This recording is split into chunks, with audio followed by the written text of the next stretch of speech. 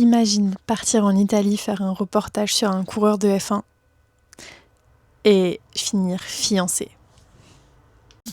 Hello, on se retrouve aujourd'hui pour parler de Coup de foudre en pole position de Marion Derey. C'est le 4e et dernier de la saga Saison de l'amour.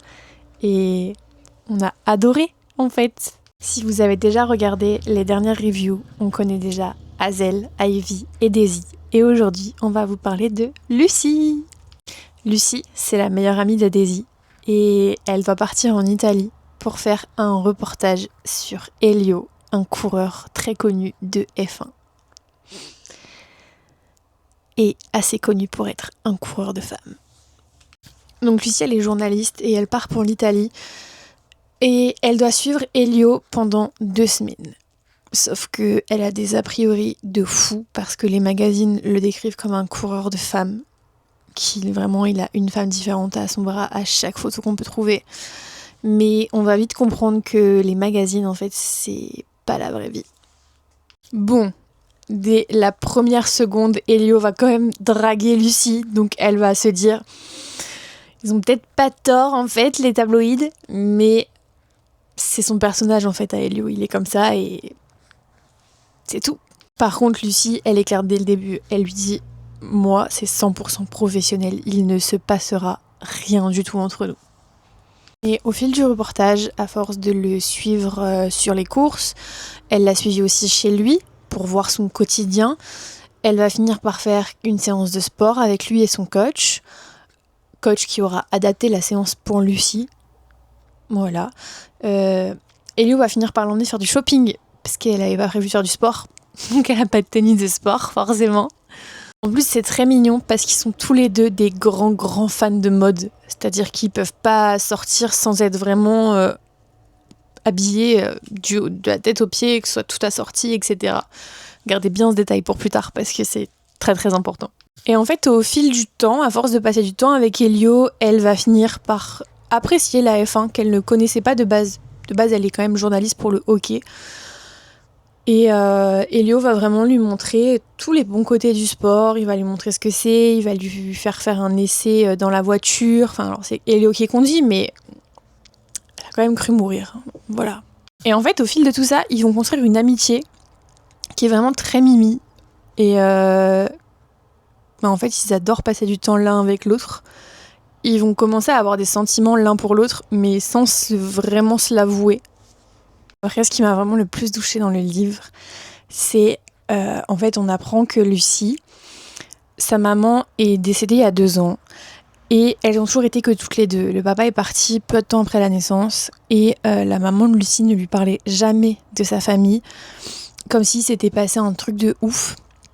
Et en fait, Lucy, de par les petites infos qu'elle avait, elle a demandé à la meilleure amie de sa mère si c'était bien ce village-là, donc Portofino, où sa mère avait grandi, parce que c'est là où elle se trouve actuellement. Et en fait, une dame au marché l'a appelée par un prénom qu'elle ne connaît pas, mais elle semblait sûre à 100% que c'était la fameuse Alessia.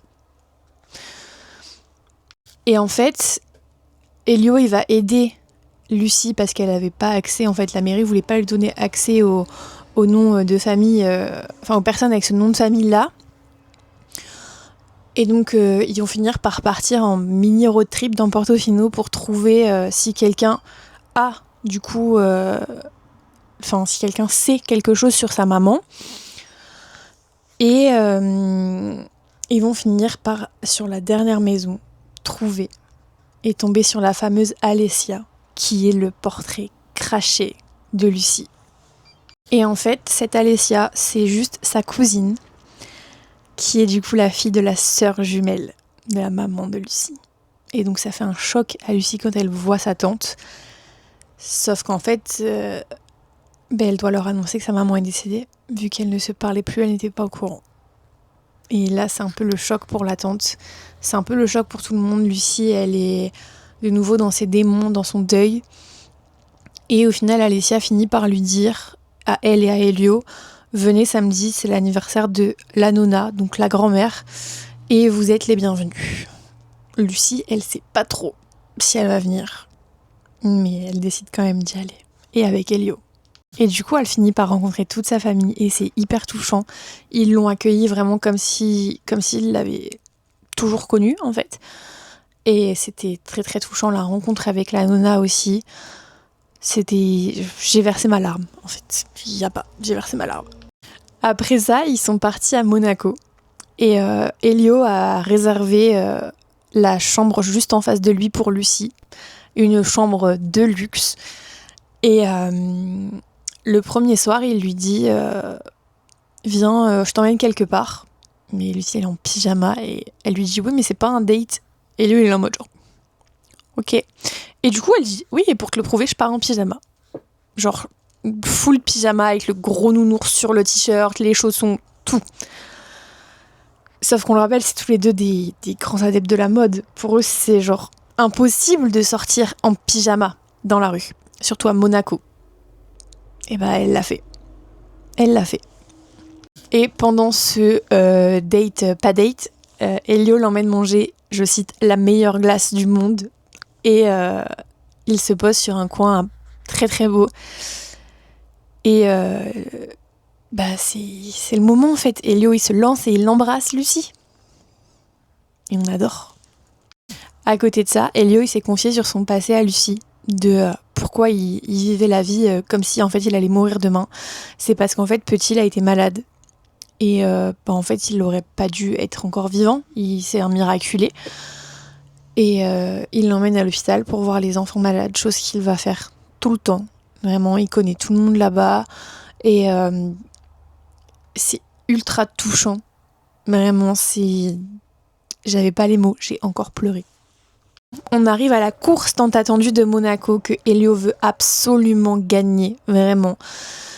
Sauf que, encore une fois, au début, il fonce tête baissée, comme s'il y avait rien qui l'attendait à côté. Sauf qu'en fait, à un moment donné, il a vu un peu... il a cru qu'il allait pas y arriver en passant à côté d'une voiture. Et en fait, il s'est dit, ouais, mais là, j'ai quelqu'un qui m'attend, en fait. Et j'ai quelqu'un que je veux retrouver. Donc il a un peu ralenti la cadence. Il a fini 4e, ce qui est déjà pas mal. Pas pour lui, mais c'est déjà pas mal. Et en fait, la première chose qu'il a fait en sortant, c'est d'aller retrouver Lucie. Voilà. Et trop mignon. On adore. Après ça, on passe à l'épilogue, donc la fin, où on apprend que l'année d'après, Elio a gagné. Et après ça, on passe à l'épilogue. 17 mois plus tard, on apprend que Elio a enfin gagné son premier Grand Prix de Monaco. Et on est rendu à Noël. Ils sont tous chez la nonna de Lucie. Et ils sont en train de décorer le sapin. En gros, c'est leur tradition. Chacun met une décoration dans le sapin, chacun leur tour. Et au moment où c'est fini, Elio demande à tout le monde de rester. Et là, la mignonitude assurée, Elio met un genou par terre et demande à Lucie de l'épouser. J'adore. Évidemment, Lucie dit oui. Et franchement, c'était plein d'émotions, c'était hyper bien. J'ai adoré, vraiment. En plus, c'était ma première romance F1, on va dire.